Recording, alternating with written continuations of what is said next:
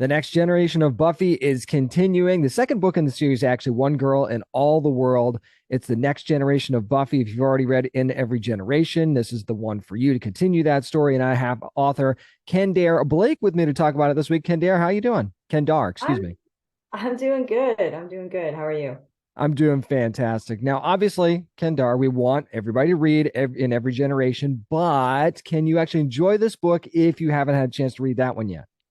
Yeah, I mean, that's hard to say. I hope so. I think it contains a fun adventure. I kind of think of it as like seasons of the show. So if you're familiar with Buffy, there's like, season one, big bad, season two, big bad. Can you watch season two without watching season one and still catch on? I think so. But is it more rewarding if you do them both? Also true. So. No doubt about that. Actually, talking about the Buffy fandom for a second, I mean, it's been going for 25 years strong now, well after the series itself has gone off the air. What is it about these stories and these characters you just feel continues to resonate with not just old fans, but new fans as well? I know, right? I wish that I knew that formula because I would be recreating it constantly and a multimillionaire. Um, I I don't know. It was perfect lightning in a bottle. The show had everything. It had those archetypical characters that formed together into this friend group that was so appealing. And everybody who watched the show wished they had a friend group just like the Scoobies. I mean, you had the nerdy girl, you had the funny guy, you had the hot, broody boyfriend type. You even had the prom queen thrown in the mix. And who knew the prom queen would also become just an integral part of that friend group. So you have all of these things, and then you combine it with a show that was so entertaining, so smart, so clever. Kind of the concept of teenagers fighting demons in high school is timeless, and it has continued on for this long. No doubt. Not everybody catches the metaphor, but it's definitely there for sure. For sure. So, do you kind of feel like, because you've written in so many different genres throughout your career, do you kind of feel like writing in those genres like horror, fantasy, mythology, stuff like that actually helped you bring something unique and special to this Buffy universe? You know, funny you should say that because I tried not to bring anything unique and special to the Buffyverse. I tried to like nobody wants a Buffy book by Kendara Blake. That's ridiculous. All you want as a Buffy fan is more Buffy. So my job in these books was actually kind of to disappear. I just had to nail the Buffy speak. I had to nail the tone of the Buffyverse. I wanted to make the books feel like lost seasons or lost episodes of the show that people already knew and loved. So I didn't throw any curveballs in there. And actually, if I was to think about my own writing, I think it's the other way around. Like watching Buffy as a teenager allowed me to bring certain things into my own stuff. And now it was my job to not bring that back. If it's not broken, don't fix it, is basically what you're Right? saying. That is very good on your part. I think that's amazing. There's obviously some familiar characters, Kendar, that are in your stories, but can we talk about the challenges of bringing new characters into the world of Buffy? Obviously, you want to stay true to the story, like you just said, to please diehard fans. So what's the challenge when you bring new characters in? Ah, oh, okay. The fandom is great, right? I am so glad that the fandom continues to exist, and it's comparatively a really nice and friendly fandom. But at the same time, I felt a lot of pressure to get I things bet. right. Especially, I mean, okay, all right. So these characters have lived in our heads for 7 seasons of the show, and then for many of us, they've lived on in our head canons for like 17 more. So not everybody's head canon is the same. We kind of have different hopes and conjecture about our favorite characters. So going into it, I knew that I wouldn't be able to nail it for every fan. And for a while that kind of like was heartbreaking, but I just had to forge ahead and hope that I got it as close to, do as well as I could with it. Still No, scary though. yeah, no Super doubt about scary. that. Well, I would be scared to death. I can tell you that right now. I'm not sure I'd be able to do it. So you're the brave one in this situation for sure. It feels like fans have taken to Frankie though in your stories, and I really, really love that. Rightfully so, as a matter of fact. So she didn't exactly have an easy introduction into the Slayer life though. So where do we kind of find her at the beginning of One Girl in All the World? Right. I think when I heard the pitch, when Disney, who now owns the rights to Buffy, brought me in and told me the pitch, I balked at it, as a Buffy fan, because when we find Frankie, she's been called to be the next Slayer, but she's been called because we think all the other Slayers, including Buffy and Faith and the Slayers we know, are all dead. I was like, what are you doing to this girl? You're setting her up to be disliked. Trigger warning for fans too, by the way. Yes. Oh my gosh, you're killing Buffy. You can't kill her. Um, that was actually kind of an ongoing thread between me and the publisher when we were talking about what these books were going to be. I'd end all my emails with like, but Buffy's not dead, right? And they would just ignore me.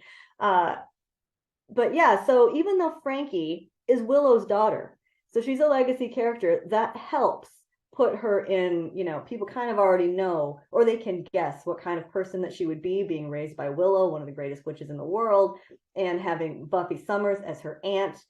So she grew up in this world of witches and demons and slayers, but still being all of a sudden part of it completely throws her. And she realizes that now she's a slayer and she's a witch, and her mom and her aunt were the greatest of both. So what's she supposed to do with it?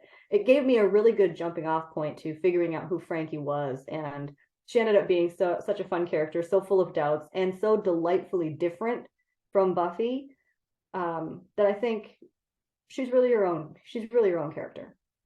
Absolutely. You got a new Scooby gang in this stories as well, which I think is fun. It wasn't exactly the most experienced gang, though, when they first got together. So now that they've actually had some time, do you feel like they're going to be a little bit more of a powerful group in this time around? Yeah. Do you remember in season 1, like how pretty much useless Willow and Xander were when Oh, it came to very much fighting? so. Yes. Like they did not participate very much. But then by the end of the series, like you can't imagine Buffy without them. Like where would she be without her Scoobies? So Frankie develops this new pod of Scoobies, and also she's got Spike as her watcher. She's got Willow on the sidelines as her mom, and she also has her quote unquote Uncle Oz, who is the uncle slash cousin of one of her Scoobies, Jake, a young werewolf. So you have all of these original Scoobies providing guidance, and I think it made it easier for these new Scoobies to hit the ground running, because I feel like in book 1, they're smoother than Xander and Willow were in season 1. I think that's fair to say. I think that's a pretty good assessment. Talking to Kendare Blake, who, of course, is the author of One Girl in All the World, which you can get right now from Disney Books. Now, Kendare, sequels tend to bring even more powerful villains and bigger challenges as well. What can you tell us about the new threat or threats that we're going to be seeing in this story? Oh, geez. I went kind of wild. I knew this was the book where Frankie's faced her first big bad. She's got her Scoobies in place. So the threats really have to kick up, and they have to be threats that are going to throw this new, really bonded friend group for a loop. Like these friendships are new, they're strong, they're great. How can I mess with them? So that was a big challenge. And the big bad for the rest of the series, so the next 2 books, pops up in this book, but also fans of the show will notice that a lot of familiar demon faces are making their way back to Sunnydale.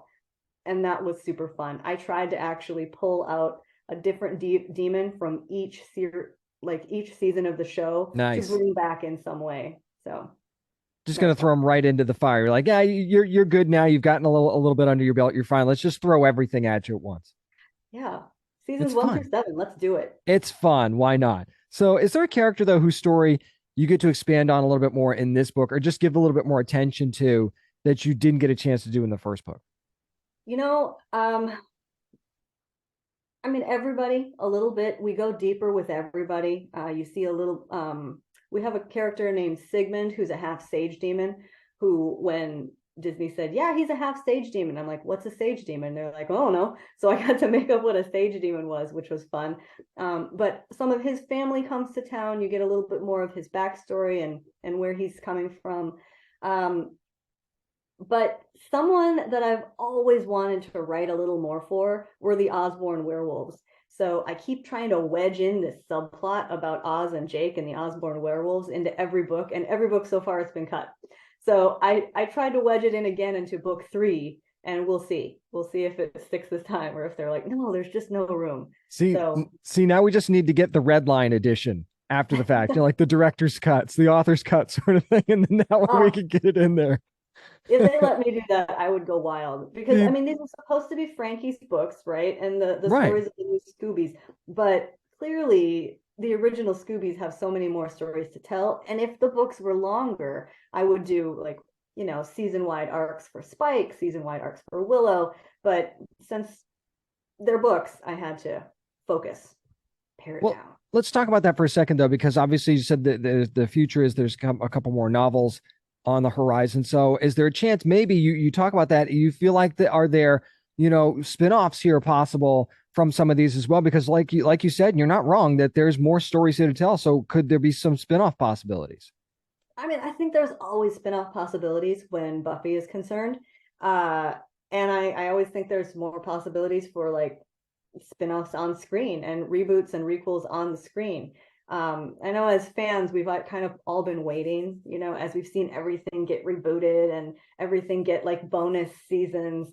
Um, every time somebody asks me about these books, they're like, well, what do you think? Do you think that's going to happen? I'm like, I don't know. I have nothing to do with it. But of course, like you, I also hope so.